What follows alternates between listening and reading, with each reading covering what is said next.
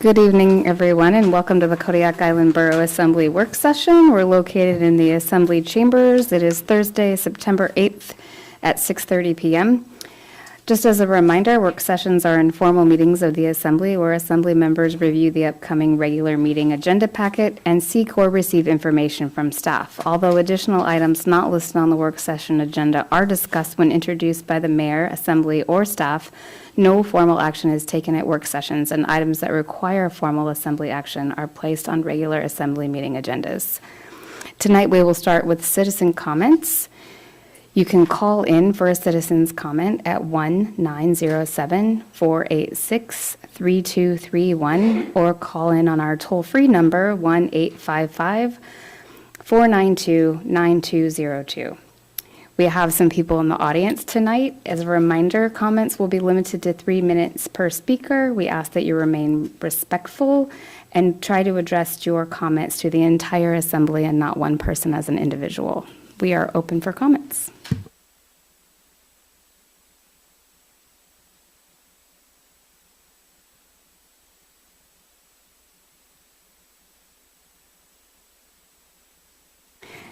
And after you sign in, if you'd state your name for the record, we'd appreciate it.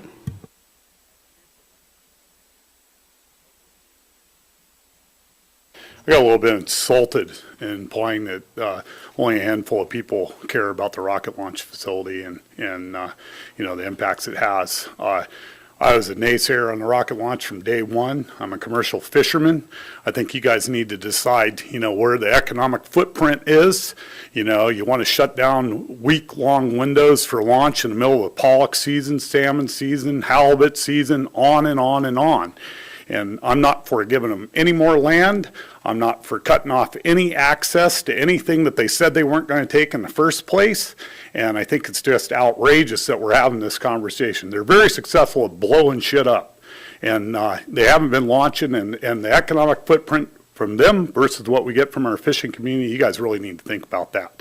And this community cares, and they go and they utilize that land on a daily basis. And so I'm a no.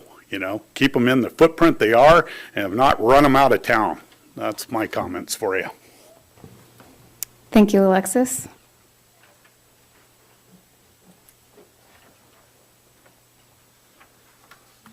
Hi, my name is Stephen Jones, and my regards are to the space launch site. I also not sure as to why we're allowing more land to be given to them when we're not getting the launches out of this to begin with. We haven't had a launch in almost a year. This group has been here almost 7 months. A lot of road closures, but no actual activity. I live right there. This clear cutting of trees that just happened on leased property, I didn't hear about it until they were offering the wood for free pickup.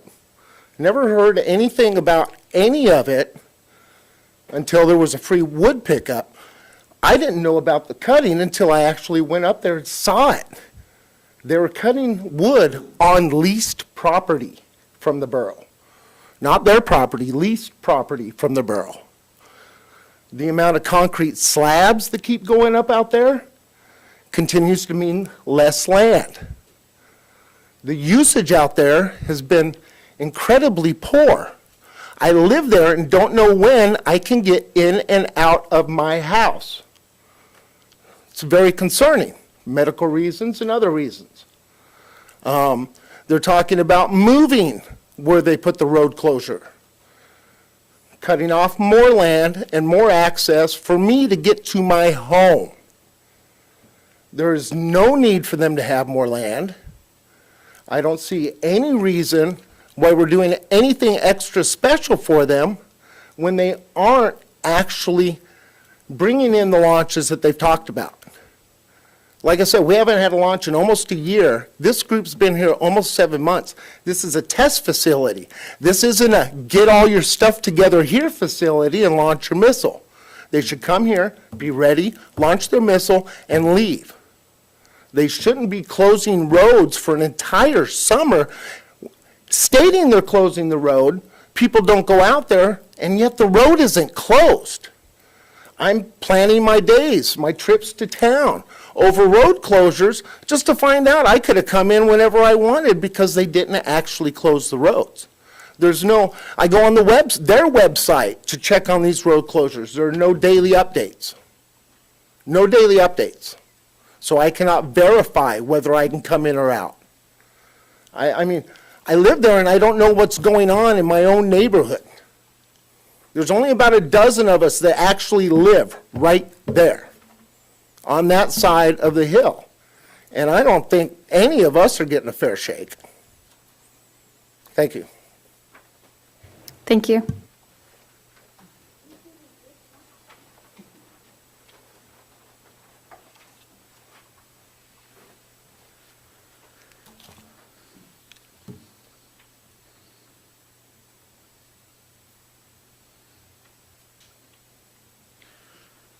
Yeah, good evening. For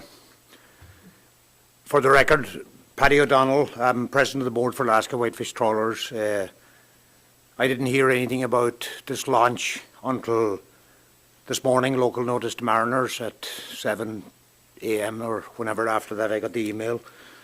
And I'm a little disgruntled that communications has broke down between the fishing organisations here in town. And as you all know, pollock bee season started September 1st. We're going to be fishing through end of November, possibly into November 15th for finish up rockfish. That's sort of the economic engine of Kodiak here, and why a launch is scheduled 19th through the 25th or whatever it is for 3.5-hour windows. And if I looked at the map today, and it's encroaching right now into where 40 vessels are fishing pollock. And how do you deal with them vessels? There's no legal authority to move the vessels out of there. I think the breakdown in communication is the key issue here, and that they should have organised this launch around a time frame when it wasn't in such an important economic driver for Kodiak. So I'm not sure who's here from the Aerospace Centre. We had Mark Lester in the olden days there, and he was good at communicating with Alaska Whitefish Trawlers. And what I ask of them tonight is if this is already going ahead, it's in place, but to notify in a timely fashion if they're going to scrub. And I'm sure a day prior they will know whether they're going to scrub a launch, and to notify Alaska Whitefish Trawlers, then contact me. I'm the only Patrick O'Donnell in the book. And I will, or Rebecca Skinner, who's the Executive Director of Alaska Whitefish Trawlers, and communicate. It's a breakdown in communication here, and we don't need this. We want to see, I'm for the rocket launch. I'm not against it. I'm for, onwards and upwards with technology, but at the same time we need to communicate and work together. So that's my argument tonight. I don't know how we're going to stop the trawl fleet from processing the pollock. We got a 2-month window to catch a lot of quota, and as it is, without weather, we'll have a tough time doing that. Thank you. Thank you.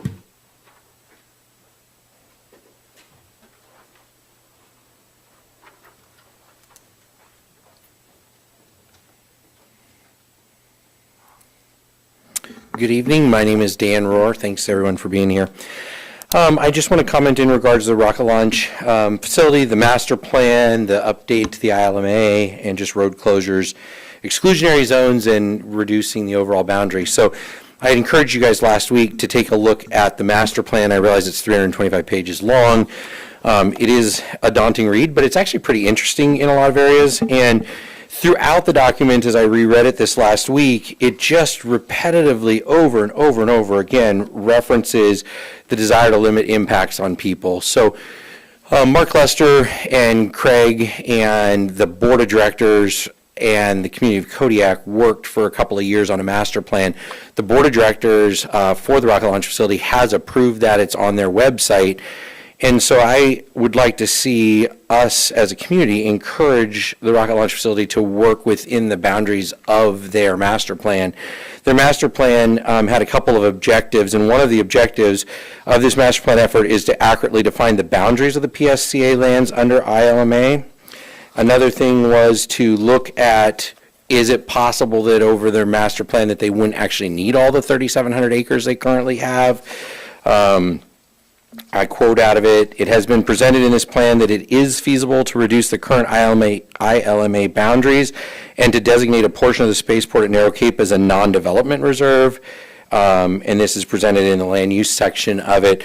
As I go through the whole document, there's just reference time and time again to they don't actually need the whole 3,700 acres, but what we as a community would do is support them in reducing the overall 3,700 acres, but encouraging the Loran site to be available to them because it's currently not. And that felt like a good trade-off for the community. The other thing is it talks at length about road closures, where those should happen, the shortness of them. Specifically, for most commercial launches, the road closures would start at the entrance to PSCA, allowing use of the Rocket Park area for parking and viewing. For some missions using larger launch vehicles, the road closures would occur along the Pasagchac Road just east of Surfers Beach, allowing Surfers Beach to remain open to the public. My big concern is that they are not following their master plan, and I think there's opportunity for us as a community to encourage them to do so, to reduce the overall footprint of the area. There's numerous areas that could be listed as development exclusionary zones. There's lots of reasons why they wouldn't want to develop them anyways, and that just takes those off the table for people that are looking at an overall map going, oh, well, that area is apart from other people. Why don't I do my stuff there and I'll build out that area? And it says, no, that's off the table. And then in the most recent request, as I pointed out last week, the most recent request shows road closures now with this current launch windows, the next two, closing right at the top of the switchback there, right after Pasagchac Bay. So the safety zone has been expanded a lot. So again, the three things I would ask that you guys look at tonight is road closure safety zone expansion, encouragement to follow the exclusionary zones that we talked about during the planning process, and then also the reducing of the overall boundaries. So thanks, you guys. Appreciate your time tonight, as always. Thank you, Dan.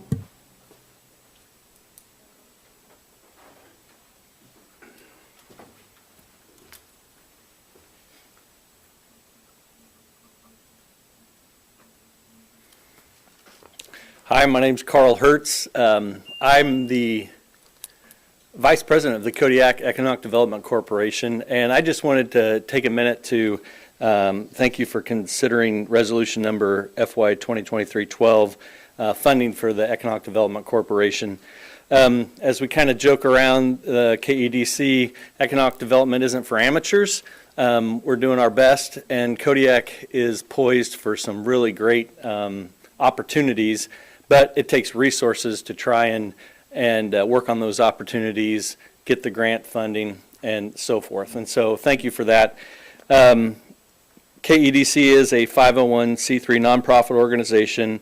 We're governed by an independent board of directors, and our mission is to promote economic development and resiliency by advocating for a healthy business environment, connecting stakeholders to opportunities, innovating to strengthen Kodiak's future by driving support for existing economic growth. And so I appreciate your time.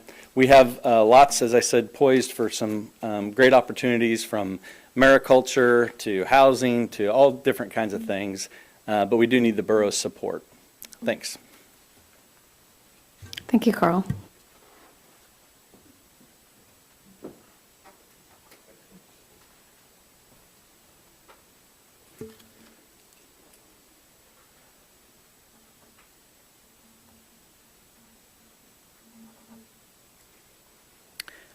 Good evening. My name is Julie Kavanaugh, and I'm here to speak to you about the Alaska Aerospace Corporation's request for renewal for their interagency land management agreement with the state of Alaska.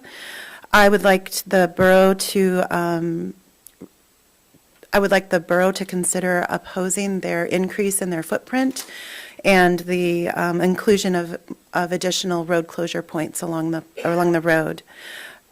I think that when I spoke in July, I mentioned that this ILMA was going to be renewed for next year, and that this was a good point for the borough to have some input in what happened out there. As was just brought forward in the land use agreement, it was indicated that there might be an expectation that the footprint for AAC might be reduced. I don't know that I personally expected it to be reduced. I did expect after that 2-year process public process that we did with the AAC and the public of Kodiak, that it would probably remain the same. But now, in this renewal process, it seems pretty excessive and aggressive for them to ask for an additional, I think it's like 5,000 to 7,000 acres. I don't know. It depends on who I talk to about what the amount is. I also am really surprised that they need to be able to be in charge or in management of Kodiak Island, and what does that mean to the residents, to subsistence users, to foragers and people that utilize the different properties. Mostly what I'm concerned about is this summer and the humongous change in how road closures were not only handled, but how they were so ongoing throughout the whole summer. Our family utilizes Fossil Beach quite a bit, and a lot of people that I know do. Through portions of the month of May, June, and July, there was absolutely more closures than there were openings. I live in Cowson Bay, so I go by the road sign every day. I'll take this week, for example.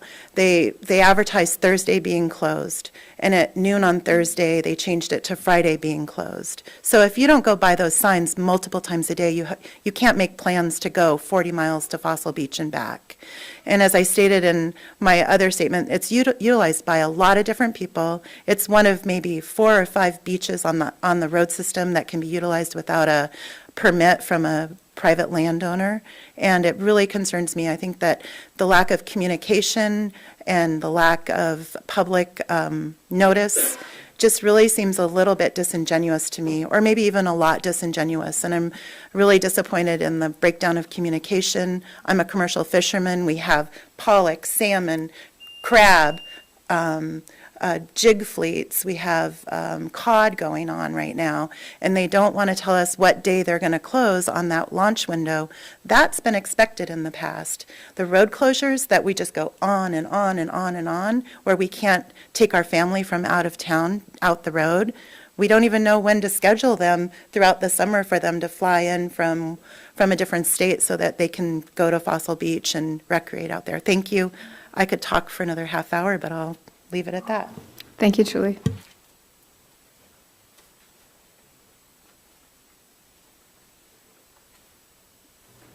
Any phone calls?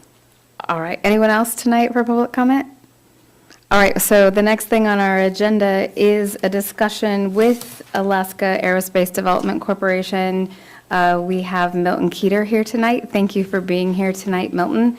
Milton hasn't actually he's not going to present anything. There's no presentation, so it's just going to be a question and answer with the assembly. So assembly members, if you have questions, now's the time.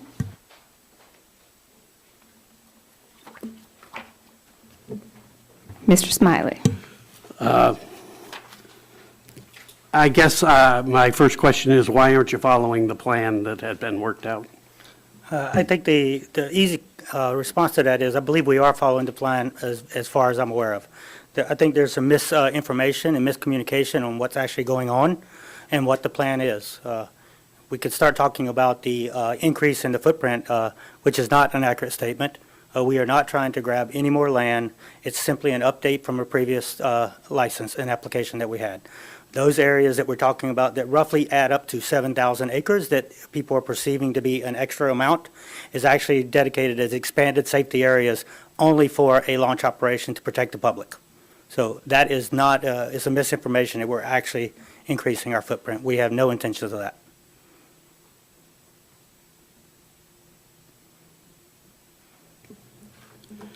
In the past, the rocket launch was announcing on the web and Facebook and some other places that there would be a road closure today or tomorrow or whatever. Apparently, there's a lack of communication going on now, and the only notice is that sign. Are you going to fix that? First of all, that's not completely true. And I would like to separate, because right now, a lot of people are kind of comparing launch operations to relative to all of the closures. There's 2 reasons why we close the road or close access. One is during launch operations, which is the actual launch event. The second is when we're doing a test that actually, what we consider hazardous and would put the public at risk if that hazard area would go out into a public environment.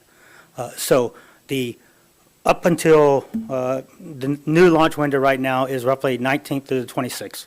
All these tests that we've closed the road for, which has only been Fossil Beach, we've closed access down to Fossil Beach, only closing those for test operations because the customer was performing tests on the vehicle where there could be an anomaly and people would be scared and nervous or potentially impacted. And the reason we chose to do it that way actually was when Mark Lester was president here. He actually, they had an event where the Fossil Beach area was open and the vehicle had an anomaly. People were down at the beach. It really scared the people very substantially. And at that time, Mr. Lester chose, okay, we're going to be extra conservative and close this. Now, the current vehicle footprint and how we determine the size of the closure area is based on where, if the event went worst case, what would happen with debris, overpressure, et cetera. So that's why we try to protect the public, and if that debris or that footprint would actually enter into a public access road, we feel we would be negligent to the public safety if we did not protect them. Can I continue? Yes, please. It would seem to me that judging from the comments in here tonight and the ones I've heard on the phone, never ending, is that one of the big issues has been Fossil Beach. Maybe you shouldn't put the rocket so that at that place to test it so that it closes Fossil Beach. There are other launch pads, aren't there? And couldn't you change that to try to help out the citizens of the community? Unfortunately, no, we can't just change it that simply. There's a bigger piece involved when it comes to moving pads around and changing vehicles and stuff. So we have agreements with our customers, and they spend a substantial amount of money to make sure that the areas will support their operations and needs. What we continue to do is try to mitigate the closures with the environment and the public access. I can say for a fact that myself and the customer that we have on site right now had many conversations to make sure that we minimize any closures on the weekends, because we understand that it's a very favorable area for, the community to go and hang out and enjoy that area. So we have definitely worked to minimize that closure, and I believe, I will not say this for sure, I am not sure we closed the weekend in the last 8 months at Fossil Beach. Now, I could be wrong. I'd have to go look at the specific dates. Now, I do know that we didn't close it during Memorial Day, July 4th, and Labor Day weekend. And that was specifically with negotiations with the customer saying, look, this is just a bad plan. Let's do not do this. Let's open it up so they can actually have and enjoy the beaches there. And the other mention, you talked about the road closures and the notification. That's a very challenging one. For a launch operations, it's pretty consistent because we know that launch date, at least the targeted launch date, at least 30-some days out. So we normally post our NOTAMs, our NOTMARs, and then we provide the other notifications required to multiple entities here in Kodiak. And some of that is the aviators, the fishing group, the canneries, et cetera. And I will acknowledge that I looked at the list of people that we send the information to. One of the individuals that were up there was not on the list, so I plan to get that name and add that to the list. Because we definitely are trying to work with the community and get this information out. We do have a radio station, public notice, and the road signs, I can tell you that the road signs near the spaceport are updated almost as immediate as we know that they have been delayed and canceled. And the one in town takes a little bit longer because we have to send somebody all the way out to town from the spaceport here to update the sign. James and then Jeff. Thank you. So I appreciate you coming in for the first time since you've been here. There's lots of angst right now, I think. You made a statement just a few minutes ago that all the people that were contacted during launches and previous were all notified each time you guys did any notifications, that such as canneries and other. I have not received a single email all year and I used to get them regularly. And so I can tell you that's not happening. So, you know, when you are correcting everybody else in their statements, it'd be nice if yours were completely, because Patty and I are on the same emailing list that used to come out regularly, and if he's not getting them and I'm not getting them, your email list is incorrect completely. So I don't know where what your email list is or says, but that's besides the point at this juncture. But so I know a number of people that frequent both of those beaches on a regular basis almost every weekend, and when they drive out there every Saturday on a regular and have to turn around because the road is closed, and you're saying that it hasn't been closed all summer, there's something amiss, and maybe it's not closed, but the sign is saying that it's closed. So there's something wrong in that whole calculation. So signs saying that it's closed, people are going to turn around and assume that it's closed. So just because you guys think that it's not closed, we need to make sure that the signs are correct. That's most important. Somebody may have just forgot to turn it off or something, I don't know. But it's upsetting a lot of people in this community, and I think that we need to fix some of these issues. I don't think we need to point fingers. I don't think that we need to assess any blame. We just need to make sure that things are communicated properly. You know, we can say that it was done this way in years past, and it's not being done that way anymore, whatever. I don't really care. I just want to make sure that it's done properly so that the community is not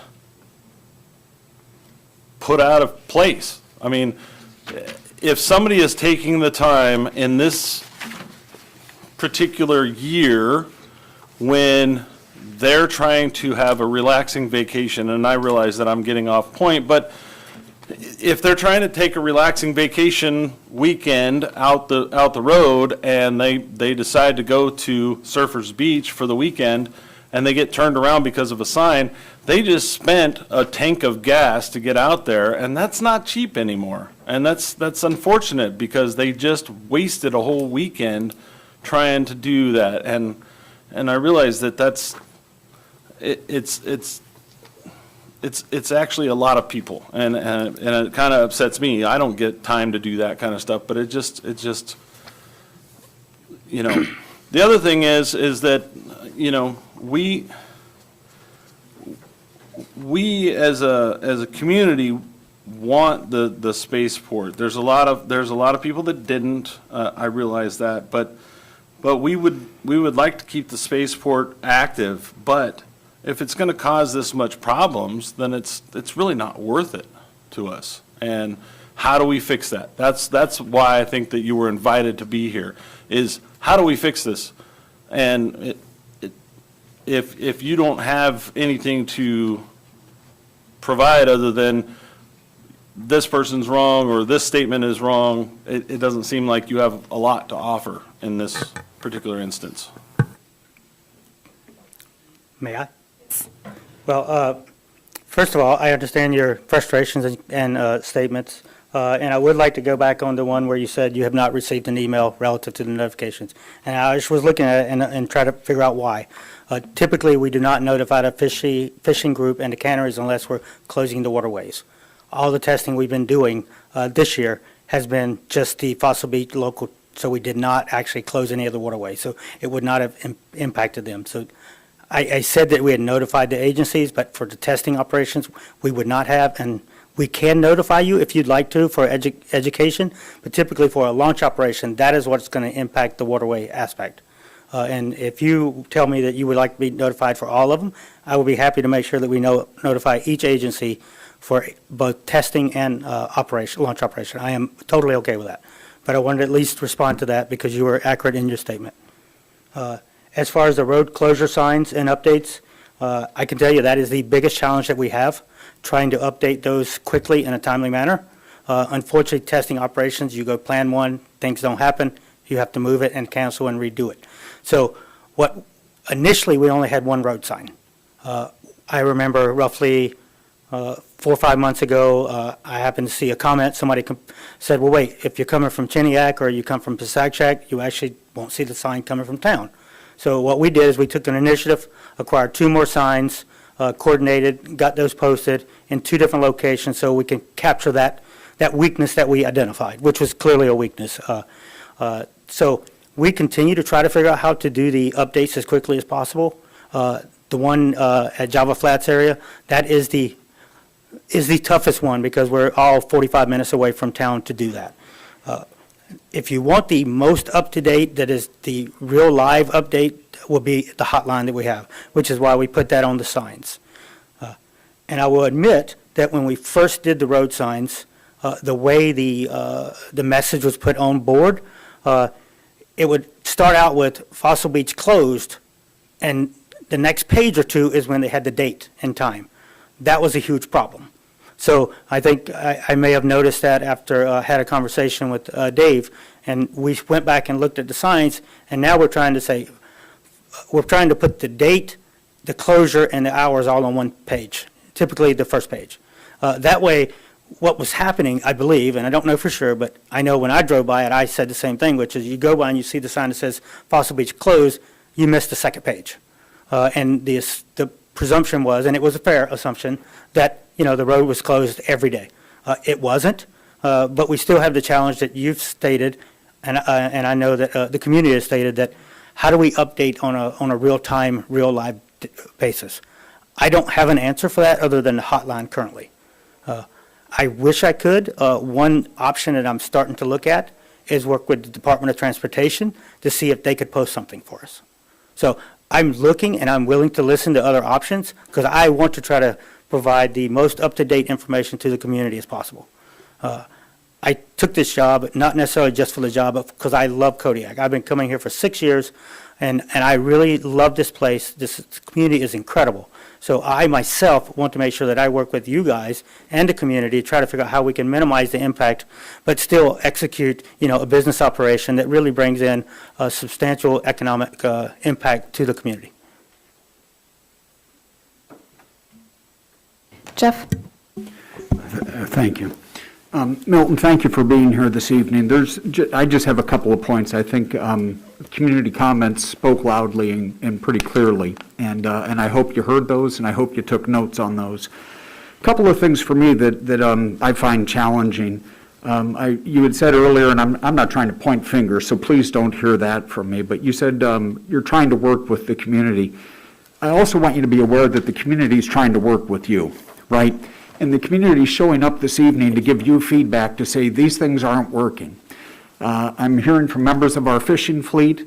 There's not a collaborative relationship there. I would encourage you to reach out and develop that relationship. In the development of the master plan, there were 3 public meetings held throughout that process, at least from your flow chart here.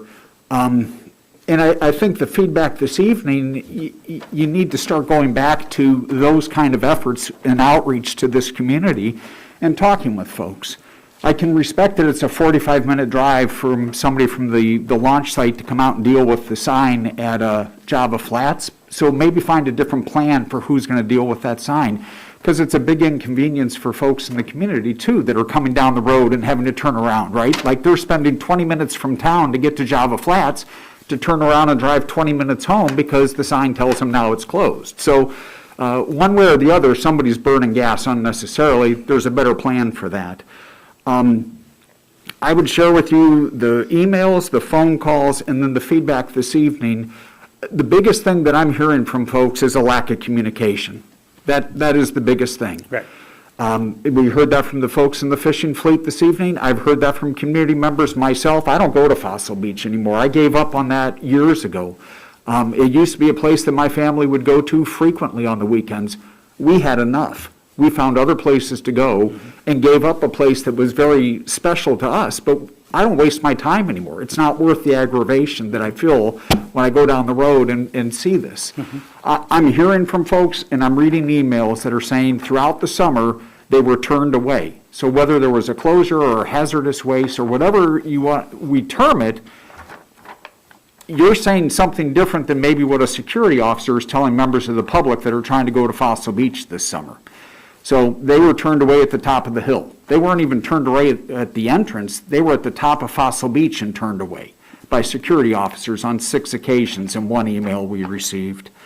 So somewhere there's a breakdown, whether it's your communication with the public or communication within the organization itself. There's certainly a breakdown occurring there, and I would encourage you to look at that. My one question for you is, what's changed? So you talk about an increased footprint for the safety zone, right? That's a new one for me. In years past, I have not heard that we've increased that footprint or we're closing the road at various other points all of a sudden. So what's different now than 2 years ago, 3 years ago, 5 years ago that is cause for the change of that?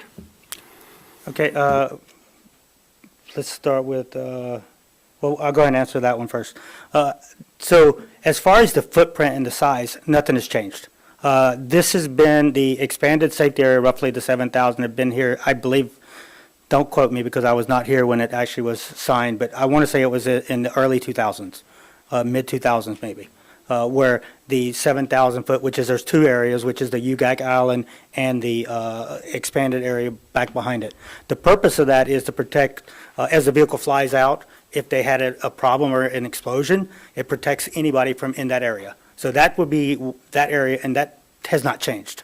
The piece that has changed some is the way the Federal Aviation Administration is implementing certain requirements on vehicles and public safety areas, because they're the ones that define the public safety areas of where we have to close, what we have to close, et cetera.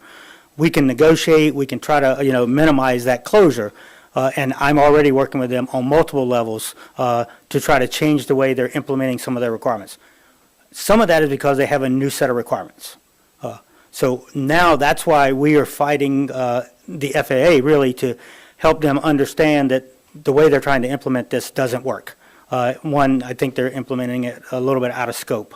And that's something that I have to work with from a regulatory perspective on that side of the house. So, what's interesting is I know the perception is that, the Alaska Aerospace picks and chooses what we close and where we close. It's not completely accurate. It's based on a bunch of analysis and risk.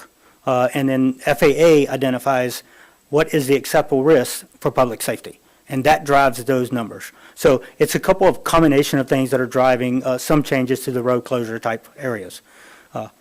And to go back on the Fossil Beach entrance and security, I'm not sure if I understood that correctly, but when we close Fossil Beach, we actually close it at that entry point.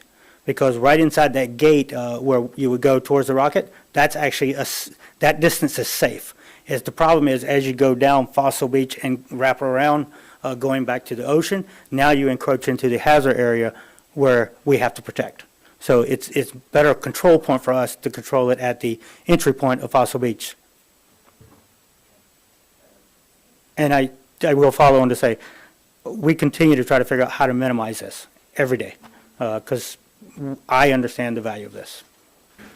You had mentioned negotiating with the FAA or looking at those things, and I think one of the considerations for the rocket launch, or maybe something to consider, is if you are trying to be a really good partner with this community, you might consider partnering with our fishing fleet as well. So when I'm hearing this evening that your impacts to their season that opened on the 4th is going to shut them down for a week, Right.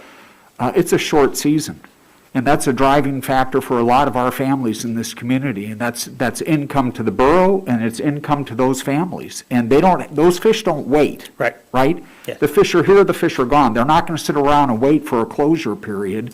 So when you're negotiating contracts with outside vendors to come in here, I think you ought to really strongly look at what's happening within the fishing community and what seasons opened, and inquire with them what impact that's going to have on their livelihood. Totally Because agree. they're not making money right now. right? When they're not fishing, they're not making money, they're spending money, Correct. right? They still are feeding a crew, they're still having expenses, and they're not fishing because they're sitting it out while they're waiting for you guys to be done with whatever it is you're doing. But I think there's that collaborative relationship that I spoke of earlier, I think is a value and something to consider looking at. Absolutely. I can say that, one, absolutely need to increase my communication with the fishing industry. No ifs, ands, buts about it. The other piece that we have what we call an integrated launch schedule. We actually have posted on there the opening days and closing days. So we do at least consider it, but I think the additional communication with the fishing industry, we can see what we can do to mitigate this as we move forward. Because obviously we want to, work with the communities. As I say, I really do mean that. Any other assembly questions? Jared? I have a few. I won't go over the same things too much that my colleagues up here have already covered. Thanks for being here. I think yes, the Narrow Cape and Kodiak Island safety areas were added in 2005, and even though they were added, historically they hadn't really been utilized until recently. And so I think that was the big communication thing is you have to now utilize this previously approved area correctly because of FAA regulations. Am I understanding that? No, they've used that area on all the previous missions. Okay. Because any mission that would fly either near or close to UGAC would want to protect that area to make sure that nobody was on that area if they flew over and had a problem. So, But before, they've never closed as far back as Pasagshak, though. correct, and that's Okay. part of the new FAA implementation that I'm heavily negotiating and disagreeing with. I think as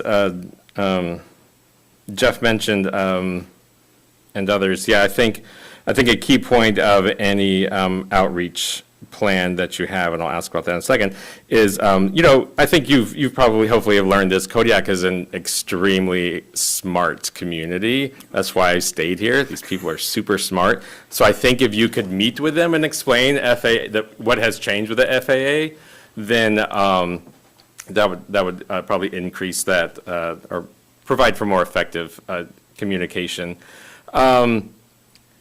Okay, that helps me understand that. So two questions. One, has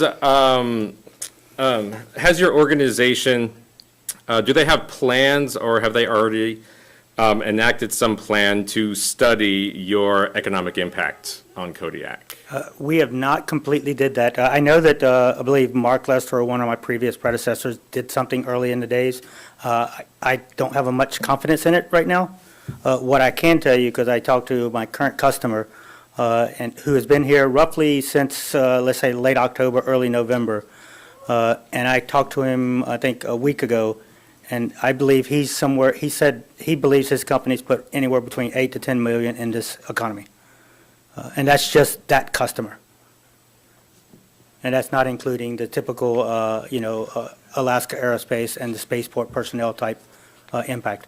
I can also say that the current customer actually have hired local employees here to have permanent personnel on the island to help support some of their operations.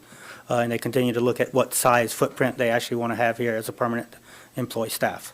So there's been a huge impact from this customer into the community. Thank you. And one more right now.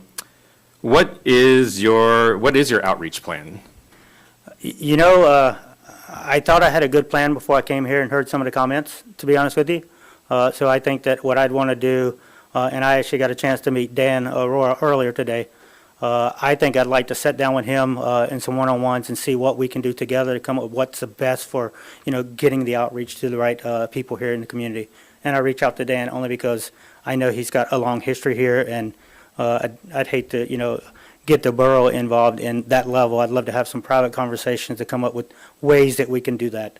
I don't know all of what my previous predecessors have done, so I'm not going to say that I do. I think the best place to do is start with some of the local community and figure out what we can do to minimize their concerns and create some dialogue. So, I mean, I just want to say that I can do certain things when I don't know yet. But I do want to do something.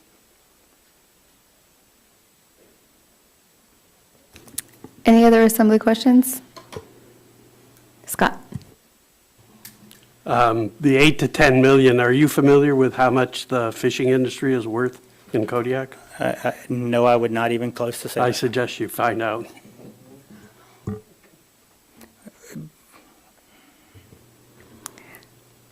Dave? So I have a question. I have frequented Fossil Beach in the 30-plus years that I've been here, more than once a year. Is there some type of, is this customer that's here now a different kind of customer? Because why have we never encountered all of these closures in a row like we have for this particular customer? And if that's the case, how many more customers like this are we going to see? Fair question. This customer is definitely a little bit different than the previous customers. They came up here with a vehicle, and what they do here is integrate and test the vehicle here.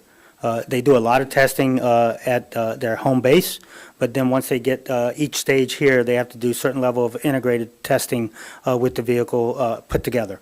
And this is the first time this customer is going through these phases, so they're running into more anomalies and issues that they have to go back to the drawing board, fix some of the problems, and go back and try it again. They're getting better every day. I do believe that in the future that it will not be at the same cadence. I can't tell you what that cadence will be at this time, but I do believe that that is really kind of the big change. To the second kind of follow-up question that you asked there is how many more customers will we have like this? I can tell you, I think it's been a very good lesson for everybody, to include myself and the previous predecessors of the spaceport, where we really need to look at what type of customers and what constraints we put on them on bringing, ready rockets. And, to be honest, even bringing a ready rocket, you do have the same risk because rockets are not easy. I mean, if you follow the news, the NASA rockets tried to launch 3 times now, and they spent, X billion on trying to get that rocket ready, and they still haven't got it. So it does happen. So I don't want to, make a perception that, you don't have delays and scrubs and problems.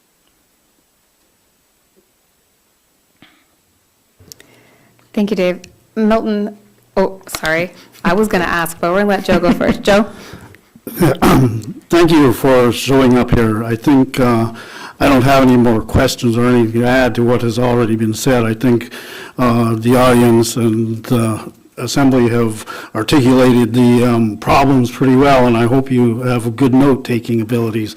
I think this was a good lesson. I would like to see more of this happen.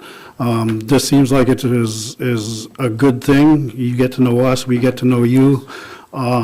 The problems that we have been hearing about really are distressing the community, and we want you guys to understand the feelings that we have. One of the things that I've learned in my years on this earth is to try to put myself in the other person's feet, to get a better understanding of how they feel. And I think that if you and your group can do that, you'll understand us a lot better, and maybe we can get to a quicker resolution. I think these guys that have talked tonight have come up with a lot of good solutions that can be worked into the new plan, or the plan that sounds like would be more, what people would more like is to go with the plan that has already been done and just keep going that way. But I'm encouraged to see that you're here, and I hope that there are more of these meetings occur. Thank you. Thank you, Joe. All right, Milton. I have 2 questions that I am supposed to ask that came to me from phone calls today. So first one is, how is your staffing, and do you have shortages out there? Good question. Just like every other industry right now in the country, we have shortages. I think I have 2 or 3 openings right now trying to find the right talent. I would like to caveat that as I look for employees, my first criteria really is trying to find someone in Alaska. I really like to try someone, especially here at the spaceport, because we have 2 offices, one here and one in Anchorage. So I really try to have anybody that works on the spaceport on a permanent basis, try to have them stationed here. I think that's good for all parties. The second part is if I can't get them from the Kodiak environment, I try to reach out to other, locations in the state of Alaska. That could be, oil and gas, the North Slope, you name it. We try all of those. So the answer is it's challenging. Thank you. The next question was going to be, are you looking at hiring locals? So you've done well answering that in advance. The second, I got a couple of different phone calls about, and it was about environmental compliance, and I was just told to ask, and I quote, are all spills and mishaps being reported in accordance with the law? Absolutely. And anything we have as a spill, we are required to, we have certain requirements of what's reported. We report that, and then if there's something that requires, because there's different sizes of what you have to react to, we will clean it up and dispose of it per the environmental conservation agreements, because we create plans, and then they have to prove it, and they direct it, they come out and send people to do whatever they have to do. So absolutely, we are meeting all of those requirements. Okay, those are the 2 questions I had to ask. So just a quick, I was on the Spaceport Planning Advisory Group when it happened and the master plan was coming together, and on page 41 and 42 of that 320-page plan, and I'm not going to ask you to reference this now because it's long, but there is a review of the comments, and those comments led to 4 primary areas of interest, and ironically, all 4 of those areas are coming up tonight.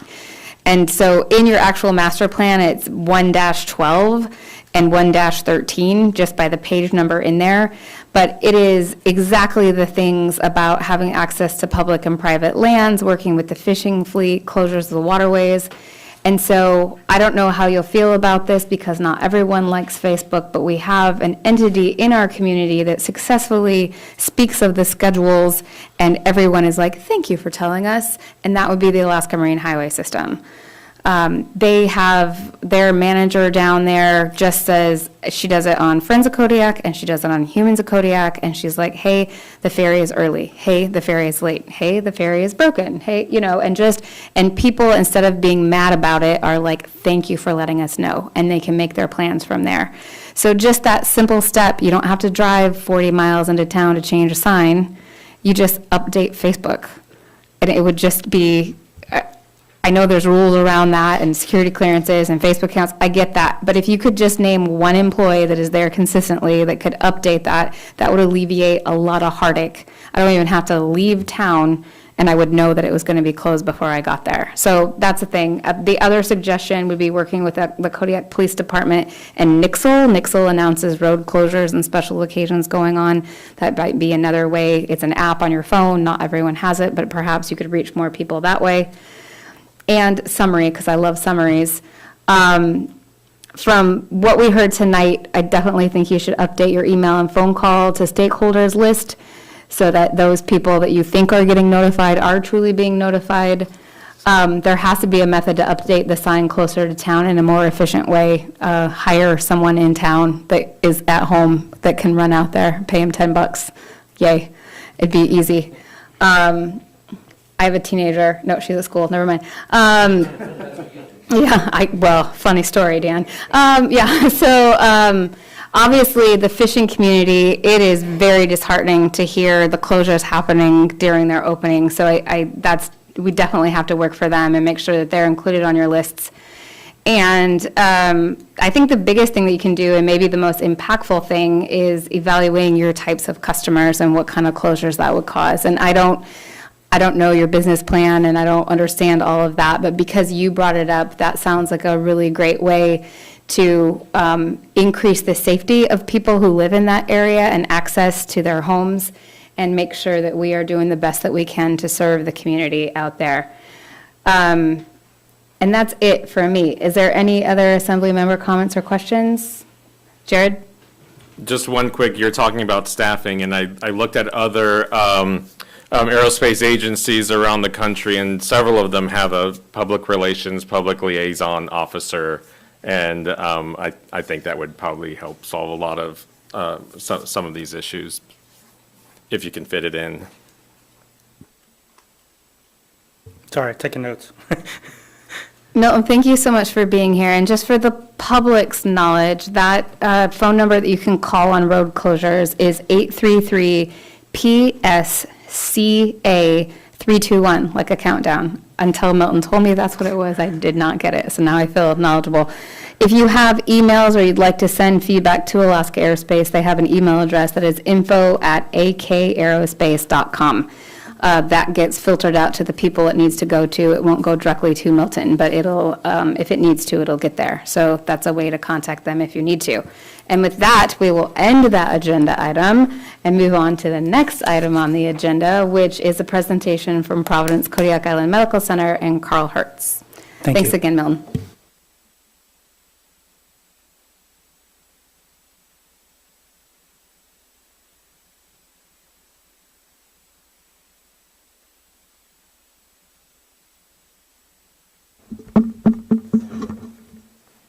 Hello again. My name's Carl Hertz. This time I'm talking to you as the administrator at Kodiak Island Medical Center. I've been here about 19 months now, and when we first started this, we talked about having quarterly updates. There's been some timing issues with that, but worked with Dave and happy to get back on the agenda to keep you guys apprised of what's going on. So tonight I just want to share with the Assembly some of the things happening at the hospital and at the Elder House. We help to manage two of the Assembly's or the borough's biggest assets, the hospital and the Elder House. And so I just want to update you on that. And I'm happy to answer any questions. First off, though, I'd like to thank Dave and Dora. They've been to the hospital lots, and we've been working on communication, working through our plan, working on our R&R budget, and I really appreciate their approach and willingness to help us kind of right the ship and focus on the current buildings and what we need to keep them, keep providing medical care in Kodiak. So I have a list of items that we're working on, but first I just want to update you on some of our hospital happenings. So I'm happy to report from a healthcare delivery point of view that we have recovered nicely from the pandemic. Patients are returning to our specialty clinics. Procedures and surgeries have resumed in our operating room. Our visiting physician clinics and surgeons have returned to the island, and we've successfully completed multiple surveys from the state of Alaska and Centers for Medicare and Medicaid Services at our long-term care facility. In fact, the Cheniac Bay Elder House was the only long-term care center in the state not to receive an immediate jeopardy finding at the time of our survey, which was about 2 months ago now, maybe 3.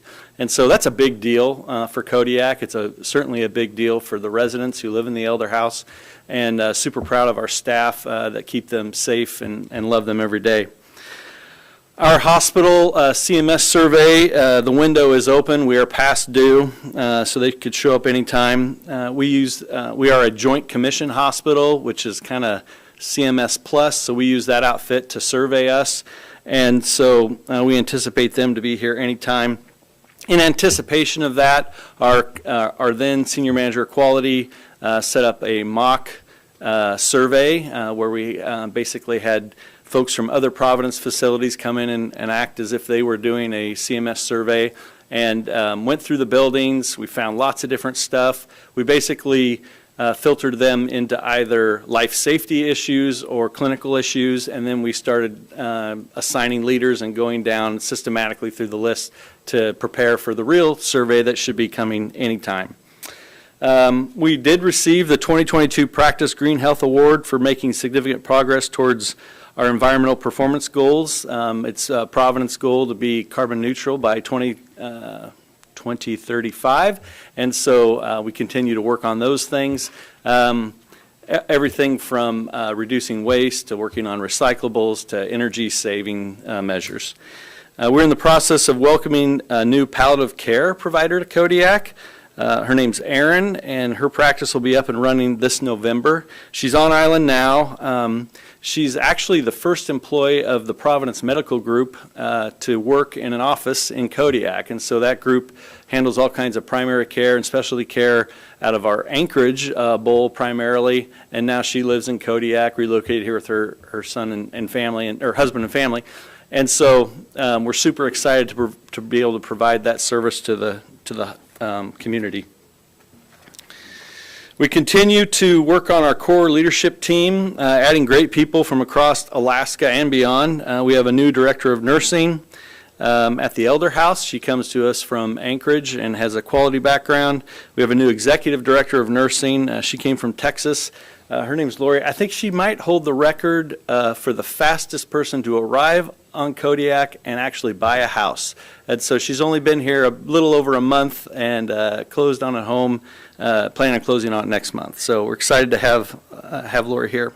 We also have a new senior manager of facilities, new emergency management and safety coordinator, outpatient clinics manager, who's very good at what she does, lots of experience. We have a new project manager and a new marketing communications specialist, a quality manager and imaging supervisor. They'll be starting in a week or two. So we're excited to get that leadership base rebuilt. I think from a hospital operations perspective, I always kind of think of a pyramid or Maslow's hierarchy of need. It's great if we want to work on self-actualization, but man, we got to start over at the base right now, and that really means strong leaders with critical thinking skills and core staffing. And so we average about 280 FTEs. We're hovering right now about 25 to 30% of those are what we call travelers. They're basically visiting healthcare professionals. They can be nurses, they can be lab folks, they can be imaging folks, but we have a lot of them in Kodiak. And so one of the strong things about having a lot of travelers on the island is they bring with them a wealth of experience and knowledge, and so we'd like to integrate those skills in with our core staff that live here all the time. But the downside of that is we do pay a premium for them to be here. We also, the hospital, we rent about 52 apartments in town, and so we recognize that that's an impact to the housing availability for everybody else who's trying to find a place. I'm happy to say we are making progress on our workforce housing project that will have 16 apartments. They're actually like containers that are being built actually outside of Coeur d'Alene, and then they'll bring them up on a barge. They're set to arrive on the barge December 15th, so I'll believe it when I see it. Regardless, we're supposed to move in next summer, so we're excited to use that. Really, that whole project is designed to stabilize folks when they move to the island. So there's been a lot of anxiety when you move to the island and you get 30, 60, 90 days to find a place. That time goes pretty fast. And so folks will be able to move into these apartments. They're not giant, but at least it's a clean, new, safe space. We'll allow pets. They'll be able to get stabilized and live there. They can rent from us as long as they need to until they can find a permanent home here in Kodiak. Our updated counseling center located across Rezanoff from the hospital has about 22 staff working there now. Relocating that to that location has been a great success. We certainly are thankful to the borough for the many years that we leased your property just across here. And it served a purpose, but wow, being in that building, it just changes the entire clinical space. It's a lot better space for our clients that want to see us there. We've successfully restarted group sessions and other services previously impacted by COVID, including our work with the school district. The need for counseling services it's in pretty big demand here, and so we still are working through a large waiting list for folks. We prioritize them based on need and urgency, but anytime we're hovering between 90 to 110 people on that list. And so we work through it, but there's more folks coming in.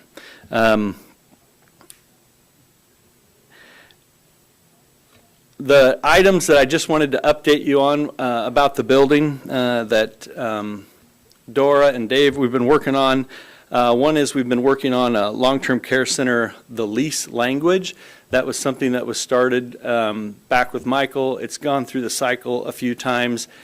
We had like a breakthrough when we finally were able to visit with Dora and understand what the need was for changing some of the language in the lease, and really that's to align with the new rules in the bond markets. And so we're about got that all fixed, and appreciate the partnership and time to do that. As you know, we had significant fuel leaks, both at the hospital and the long-term care center. We've been working to figure out who's responsible for what. We have a proposal that we would use the repair replace funds to fix the stuff that was broken. And then obviously, as stewards of your facilities, the hospital or Providence have some responsibility for the cleanup part of it. And so that's what we've been working with Dave to propose. Day tank, where we keep the fuel to feed the generators and the boilers. That's going to need some maybe R&R money, but essentially the pumps aren't big enough. And so when we run the generators, it isn't enough to keep it up. And we've burned it out once. We've fixed it, but it probably needs work. Life safety, we need to resolve some issues with our fire dampeners and suite separations as the rules change over the years. Dave's helping us sort that out. The retaining wall is beautiful. Looks awfully sturdy compared to what the previous wall looked like when I got here, and we certainly are appreciative of the use of the R&R funds to fix that. Our list of R&R stuff, we've reprioritized them.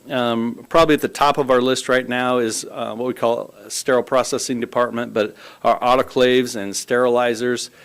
We kind of had a catastrophic failure almost 2 months ago now. The steam generator that creates the steam to run the sterilizers failed.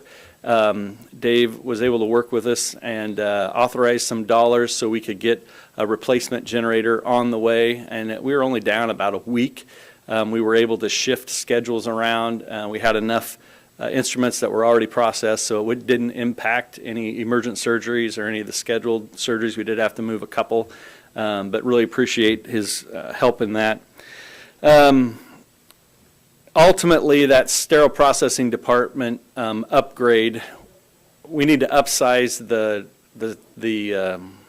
Steris machines that do the sterilizing.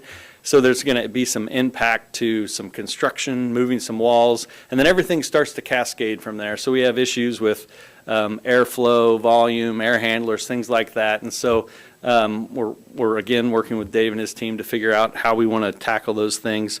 Our chiller, you know, it's original to the building. We probably need to talk about replacing that. The air handler. That's about all I need to share with you tonight, but I'm happy to answer any questions. We probably, as a community, probably need to consider looking at some funds to figure out what we want to do with the hospital in the future. I don't know when it was built, you know, what the timelines were.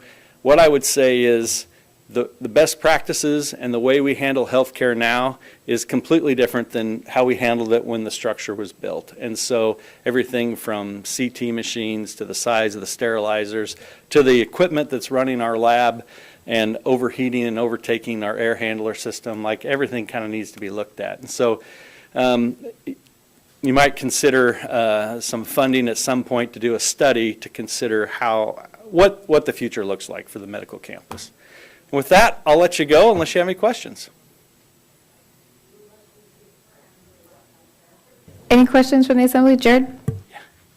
Yeah, just a couple small questions. So in education, we have, you know, what is an acceptable ratio of student to teachers, like one teacher to so many students. So what is the industry expectation for like the number of travelers per permanent employees? I imagine ours is pretty high, but we should also maybe think about it relatively, like other rural locations in America, or just generally, like how bad is it? Yeah, so bad's probably not the right word, but so it's a challenge to manage, that is for sure. And I don't know as if there's really a ratio for travelers. There's definitely a safety ratio for nurses per patient. And how are we there? Yeah, so we use the travelers to make sure we hit all those safety ranges. So, you know, we're down about not quite 90 FTEs, but we got 55 travelers in there. So, there's really like 35 FTEs that we're missing. We just supplement with all those travelers. So it's safe. The biggest challenges we have right now across the entire nation, but ED nurses are really hard to find, and in the emergency department, and then obstetric nurses that are specifically trained to work in the mother-baby units, they are harder and harder to find. And so if there's one place that we're struggling right now from a staffing perspective, it's attracting those OB nurses to Kodiak. They're being attracted to every hospital across the country, and so you kind of get yourself into an arms race sometimes because we want them just as bad as somebody else. So we're looking at alternative ways to staff. We know that a nurse's license, there's certain things that you have to do with the nursing license, and then there's a litany of things that nurses do that they don't have to be licensed for. And so we're now looking at how do we supplement that with CNAs, LPNs, doulas, different things like that. And so we just really rethink how healthcare is going to be delivered in Kodiak, but across the country, because it's broke right now. The pandemic kind of screwed everything up from a staffing perspective. One more, you have this admirable goal of being carbon neutral by 2035. Right. So, but at the same time, and as Dave has mentioned, there are some pretty serious facility infrastructure issues. What is the implication? Yeah. So how I don't know if we want to get into it now, but how bad is it? Yeah. And how attainable is getting to there, considering all of that? So Providence is a collection of ministries across 7 states.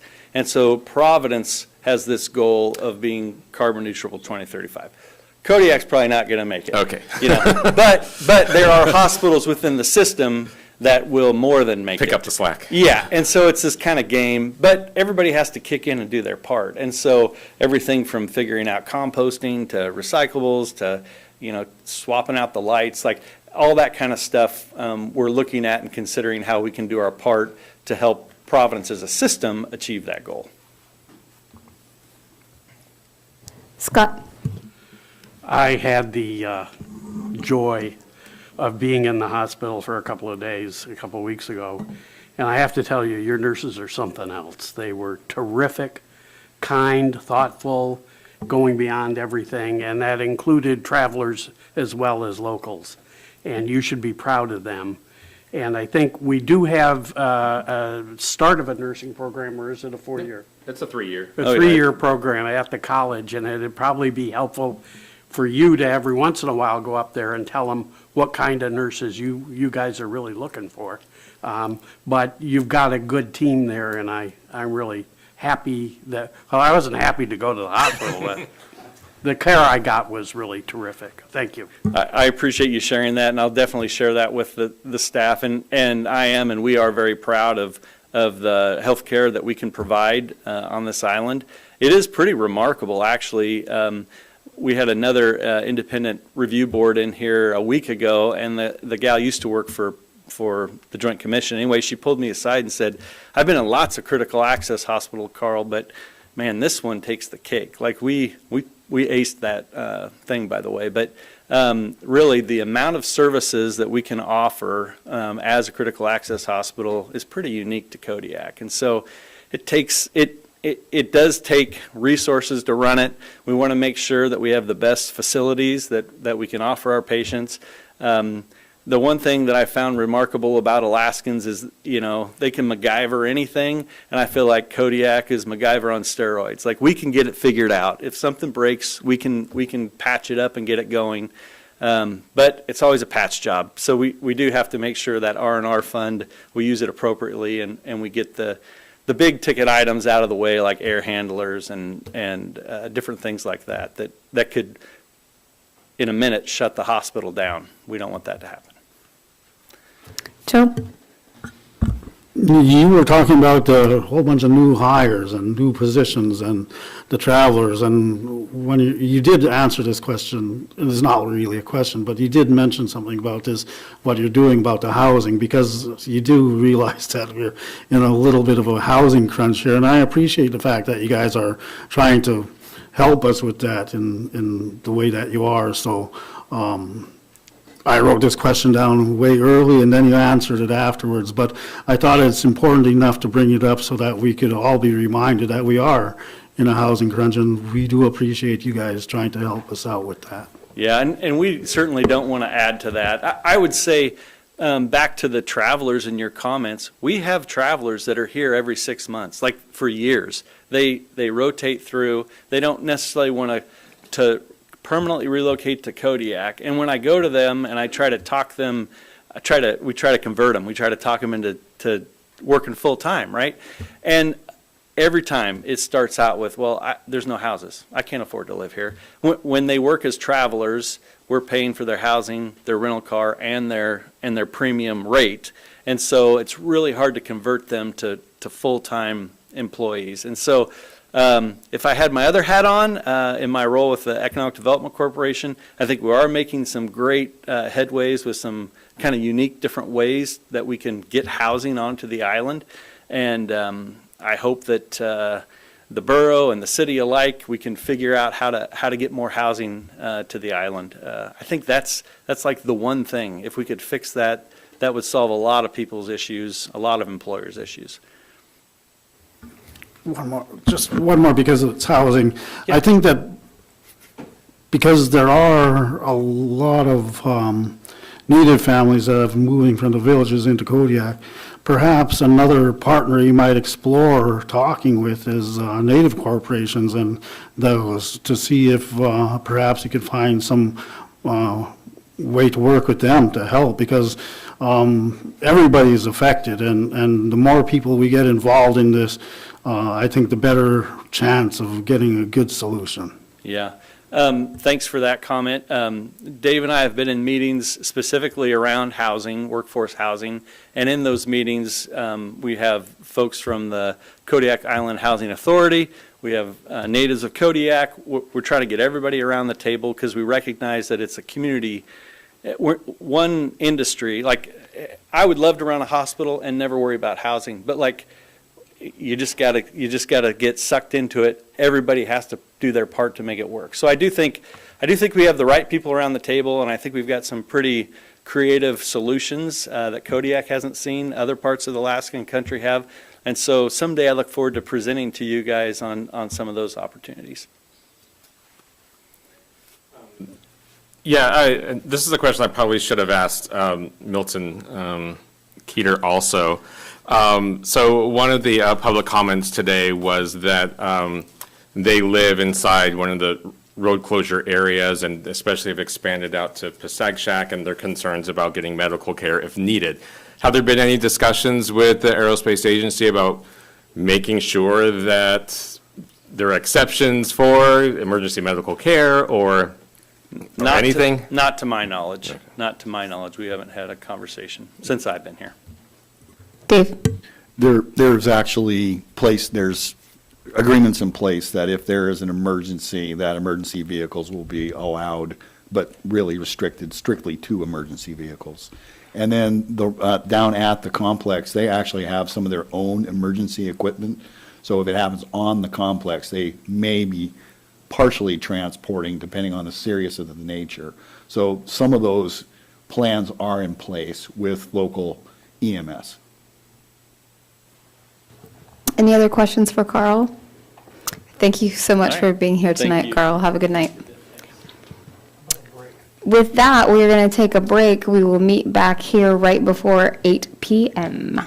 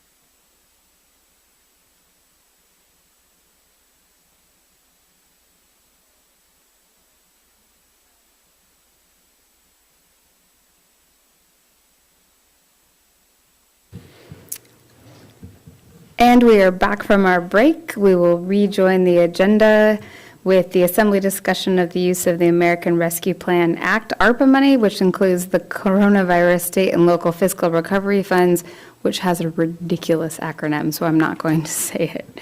Dave? So, thank you. Dora and I are going to kind of tag team this. Hopefully, some of you recall that Mr. Powers never applied for this money originally, and I applied for it when I was actually on the East Coast, only because Dora had a fictitious Social Security number and Treasury wouldn't recognize her. But anyway, when we applied for those funds, I'm just going to say that we didn't really know what we were applying for other than a shot in the dark at some money. And as we have gone on, you have passed resolutions where I made recommendations per your request. Those were passed. And now that it seems every week the final rule gets a little more final. And it gets a little more parameters and gets a little more difficult to comply with. So we put together the list of potentially reconsidering where we're going to spend this money. Because some of the items that we have mentioned, like for instance tourism, that is no longer an allowable thing. So we cannot spend that money there. And why not look at spending it where we can get the biggest bang for the buck for the taxpayer and potentially the users, i.e. the ratepayers for the landfill, that we can have one receipt instead of having to look for all of the little Walmart receipts to add up. So our accounting effort is less, but we're still benefiting the largest group of individuals as far as residents and ratepayers. So we've come up with the list. Water quality and air quality are very large items.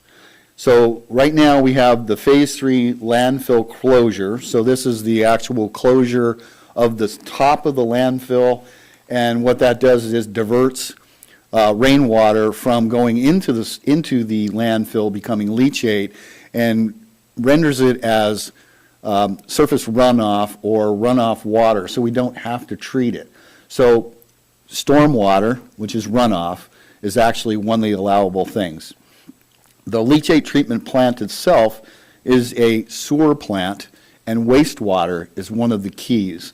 So, I mean, I can go through here, but if we were to be able to utilize the ARPA funds that we received and will be receiving on the second tranche for these larger projects, we would simply have to divert funds that we would have used otherwise for those projects. We could potentially consider even giving back the $1.7 million that we still have from the Phase 3 loan from State Revolving Loan Fund. If we don't use that 1.7, we don't have to pay it back over a 30-year term. That's a policy decision. That's just something to consider. Carl Can I just interrupt for a moment? I think you did. The term give back, just to clarify, it's releasing the amount available to loan on. It's not actually giving money back. So I just wanted to clarify that a little bit. It is on.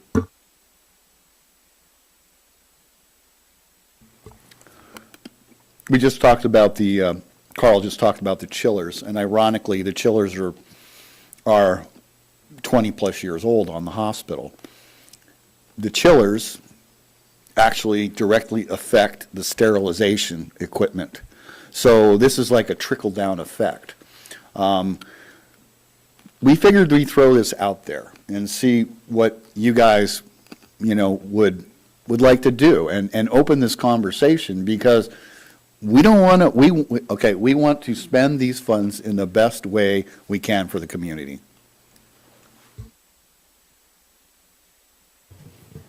Any questions or comments for Dave? Scott? My memory was that land Phase 3 closure was $4.5 million. Is that correct?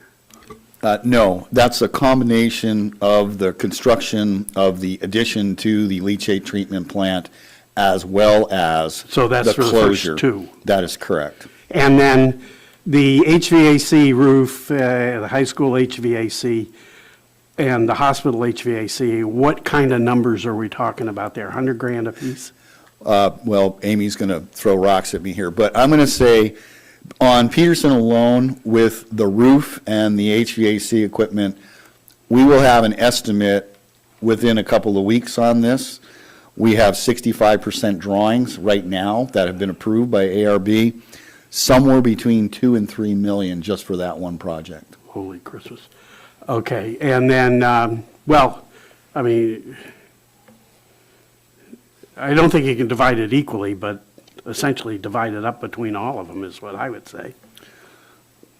I would think we would recommend trying to complete one project or two projects. If there's a desire to go after the low-interest loans, then we stay away from the landfill. We do not know yet if we're going to get it. We have a pretty good idea. ADEC, they spanked us by giving us fines, but consequently, it's also in their best interest to loan us money so we can fix what they fined us for. Yeah. But